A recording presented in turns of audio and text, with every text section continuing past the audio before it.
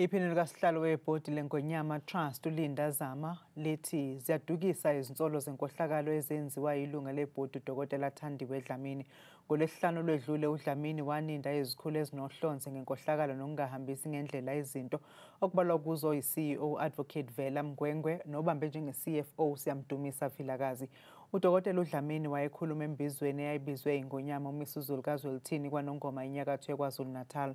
iNgonyama Trust ibinesithangami sabezindaba namhlanje nalapho iveze khona ukuthi ukungaboni ngasolinye kuyo kungaxazululwa yiPhalamende. Yakubeka kwacaca-ke nokuthi ayinankinga nosihlalo wayo indlulamithi yamakhosi.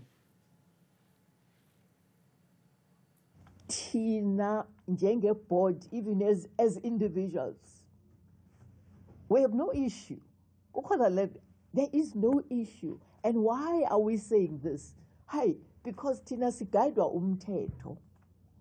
Uma kuthiwa we have transgressed umthetho, that's a different matter. So, awekho ngisho feelings of hostility here. I hope, ladies and gentlemen, you understand where I'm coming from. Ekutheni, even if His Majesty were to be in this room, he is our chairperson, and how we relate to him, njengosihlalo wethu, it's guided by decorum ukuziphatha kwethu njenge board.